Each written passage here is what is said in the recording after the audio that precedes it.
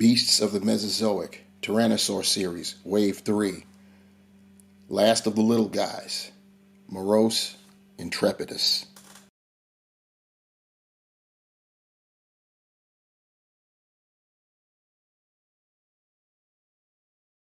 Hello, welcome to Ruckosaurus Rex, the channel where we review and discuss all things dinosaur and other prehistoric animals. Hope you guys are doing well. I am doing fine. You see what we got going on in front of us. We are coming down to it, closing out, getting ready to anyway. Wave 3 of the Tyrannosaur series from Creative Beast Studios, Beasts of the Mesozoic line. And what we have here is the last of the little guys. We've got a species of dinosaur that when you say its name, it's incumbent that you use both the first and the last name, like Tyrannosaurus Rex, like Morexus gigas, and now we have Moros Intrepidus. Yes, indeed.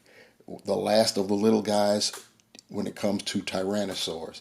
And you see what we got going on. We've got some beautiful artwork there of Moros.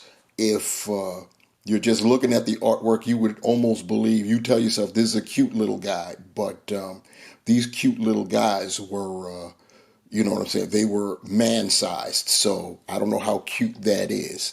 Cute for a tyrannosaur, maybe.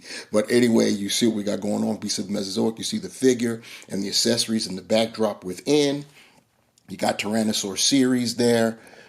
The top, you've got Beast of the Mesozoic logo, dinosaur action figure. On the side here, we have the same logo, and below, Moros Intrepidus, 1/18th scale. Then we turn to the rear, and we have some toy photography of the figure of Moros Intrepidus and the other figures in this wave, the other 6 figures. We have gone through all of them with the exception of Tarbosaurus, so you know that that's next. We've got the info, the little information on Moros. It is as follows: the earliest known North American tyrannosaurid by 15 million years. Moros was a much smaller ancestor to the titanic predators that would come later in the Cretaceous. Known only from a few teeth and partial leg and foot bones, its sole specimen is said to be a subadult, leaving the adult size of this dinosaur a mystery. Its name Moros comes from the Greek term of doom, a reference to the dominant legacy of its tyrannosaur descendants. So what we know of Moros Intrepidus is totally incomplete, and they think it was just a subadult. So whatever this figure matches up with when we do the comparison with our friend Robert Muldoon, you can rest assured that it grew bigger than that, which is something to consider. The stats are the length, as far as we know, is estimated to be 8.5 feet. That's the estimated size of the subadult. So you're talking about maybe 10 to 12 feet top size. The weight, they got the weight there at about $172. The location, Cedar Mountains Formation in Utah, the time period 96.4 million years ago, the late Cretaceous, and it was named by, I could not really tell you the name. I think it's Zana et al. Or something like that. We're going to go with that. The features are, it's an 8-inch long action figure. So you got that. You've got 19 points of articulation. Of course, you've got the optional rod parts for the base, and then you've got 3 sets of interchangeable feet and the posable wire tail, detailed base with some assembly required. Here's the backdrop that comes with Moros Intrepidus. It is basically an illustration of the swampy marshland. It's very interesting, very interesting. We also, of course, get the associated card. We get the card with that artwork that we saw on the front of the packaging of the Moros in that marshland, running and either is running from something or has spotted something and is about to turn towards it. On the flip, of course, is the information, the specs, what have you. The back of this, in this packaging, we've got the instructions on how to apply the tail and the feet with, if necessary, applied heat, be it water or an air dryer, a blow dryer, hair dryer. And then, of course, we get the detailed base. We've seen this base before with the other little guys, if you will. Just different paint apps. You see we've got nice dark colored the rocky portion there. And then, of course, really, really lush green color to basically emulate, you know, growth in that marshland, because they definitely get plenty of water. You've got some roots and what have you. Nothing going on the bottom, of course. And then you get the feet and the rods that you could use with that base in order to pose your Moros. And here we have the star of the show, the last of the little guys itself, Moros Intrepidus. Like I said before, it's got one of those names where it's almost mandatory that you say both the first and last name, like Tyrannosaurus Rex or Moraxis gigas. This is, Moros Intrepidus. How it got its name is just crazy. I mean, Moros meaning doom. Once again, like I said, it just because it's one of the little guys does not mean it was little by our perspective. This is an 8-inch figure, and it's at 1/18 scale. The specimen that we have, the fossils that we have, they determine it's a subadult, and they estimate it to be about 8.5 feet long. This right here, at the 1/18 scale, being basically 8 inches long, if you did you do your estimations, it's representative of a 12-foot animal. So this may very well be the size that it got up to, 12 feet long. So keep that in mind when I match up Mr. Muldoon with it later on in the video. Moros gets its color inspiration from the painted red start.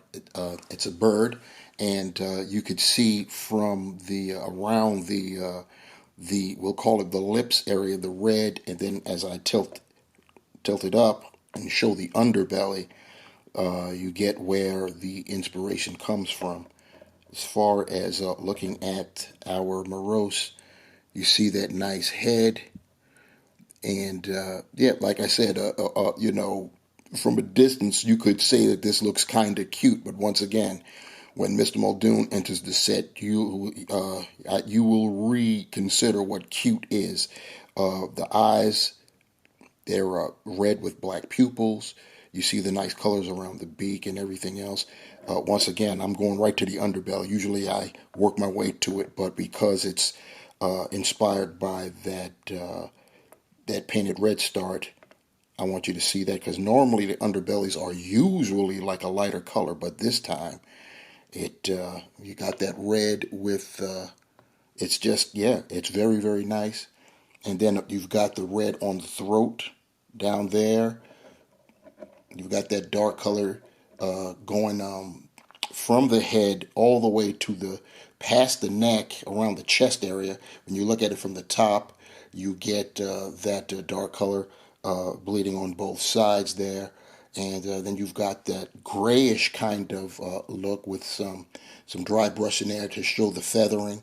And then it blends into an orange, then that dark brown, and then the red going in the forelimbs, dark. Then you see the feathering there on the forelimbs, on the forearms of the forelimbs. And then there, of course, there are the claws, the fingers, and then the claws painted a kind of shiny black. Hind limbs, they're different. They're gray. They start out gray. You got some of the dark color there on the front, goes down.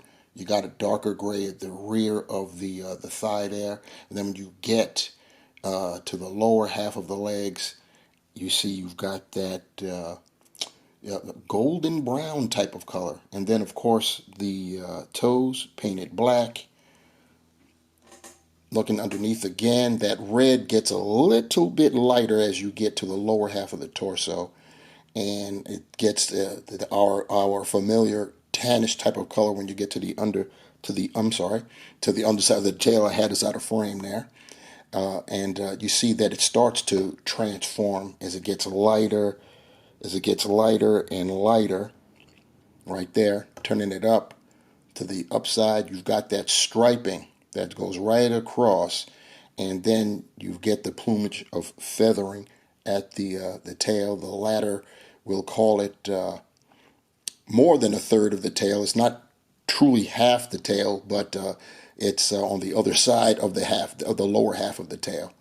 And turning it over, you see the feathering. The tail ends right about here, if you will. So then you have that plumage of feathers. So technically, that would make our Moros a little bit longer than 12 feet. But hey, at this point, who's you know what I'm saying? Who's counting? It's just we know around what size we think it was as a subadult, and then of course, then you supposition 10 to 12 feet as an adult. So that's basically what time it is with our Moros. Articulation for Moros, the head can go up and down, as you can see right there. You've got side to side, and it can twist and shout with it. The mouth, which I'd never opened during the going over the critter, you have articulation in the mouth, as you could see. And real quick, just try to take a look in there, since I failed to do so during the last segment.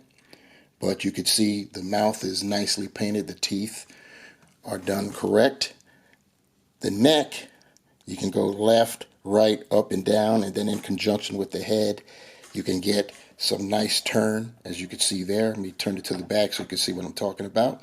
You got that on both sides. And then when you've got the arms can flail out. Let's see if I can get it to come out a little bit.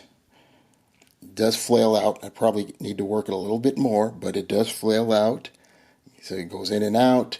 You can go rotate it up and down.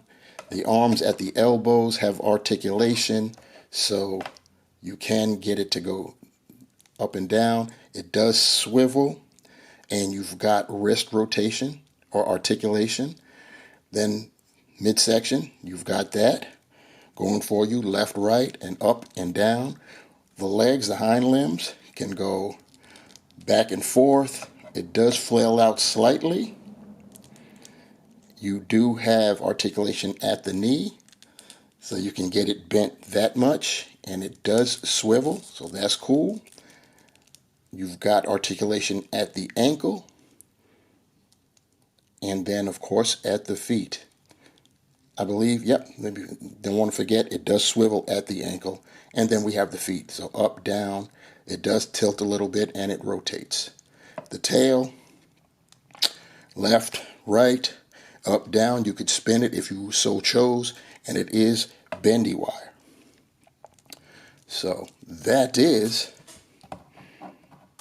got to hold him up because I don't think he'll stand now that I've messed with him. That is the articulation for our Moros Intrepidus. Here's a shot of our Moros in his swampy area, egg robbing a, shall we say, much larger theropod that existed around the same time, quite possibly a Cycads microrum. Here's a shot of our Moros next to our guy Robert Muldoon. So you can see the size that a Moros would be next to a human being. And like I said before, in perspective, it may have looked cute, but close up, you could see that you don't want to mess with this guy if you're one of us. And I'm not going to hold you guys. What we're going to do is have a group shot of the little guys from the Tyrannosaur series. We have from Wave 2 on our far left, Guan Long, and center stage, we have fellow wave mate, Wave 3 mate, Eo Tyrannus. And of course, you know what we got going on our right side there, the Moros itself. So, in conclusion, as we wrap up our reviews on the last of the little ones, the beasts of the Mesozoic, Tyrannosaur Series Wave 3, Moros Intrepidus. Very nice figure. They're all nice figures. It's just seeing how nice and just comparing them one from the other. This is one of the, as I claimed it to be, the little ones. This is one of their smaller figures as they try to maintain the 1/18th scale. This critter is 8 inches like the other two little ones, 8 inches. But since we have very fragmentary specimens, fossils of this species that they suppose was just a subadult, this right here represents a 12-foot long animal, which is probably the size it grew to. What they basically determined it to be, the subadult would be about 8.5 feet long. So it's very reasonable that this is representative of a full-grown adult Moros. And the coloration on this particular figure is very, very nice, based on the painted red spot bird, and you can see a lot of that inspiration there on the snout, and of course the underbelly and the throat, which is not really visible at this point from this angle, but you guys saw it is there, it is present. Very nice. We've got the 19 points of articulation.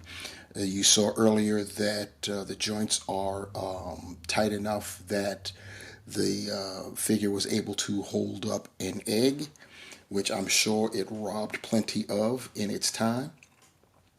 And yeah, so the sky's the limit with your posing possibilities as I continue to try to improve mine. But yeah, this has been a very, very nice figure, and I am happy, very happy to add it to my collection. Let me know what you guys think in the comment section below. If you want your own Moros Intrepidus or any of the Tyrannosaur series, waves 1 through 3, or the Ceratopsian series, or whatever they have of the raptors, I have in the link below the website that'll take you to Creative Beast Studio, to Beasts of the Mesozoic, and you could order yours from Mr. David Silva if you so please. There are others coming out later. I don't know exactly when. Their Kickstarter was complete. It's been a minute now, but there are plenty of species that we'll be getting. No more families of dinosaurs. We're going individual, which is cool because now we can actually sweep across all kind of spectrums. We're going to get some herbivores, which is cool, and we're even going to get a mammal. So that's even cool as well. So yeah, go down there and click on that link, and it'll take you to Beasts of the Mesozoic. And also, I'll have the link to the channel on their Instagram, so you can get at them either way. And while you're down there, leave comments. What do you think about this particular figure, about the line itself, about the channel, whatever? Give a thumbs up, subscribe to the channel, and hit that notification bell so you'll know when I upload another video. And yeah, we've got one more in the Tyrannosaur series, and then we will move on to something else. But until then, guys, I'll see you later. Take care.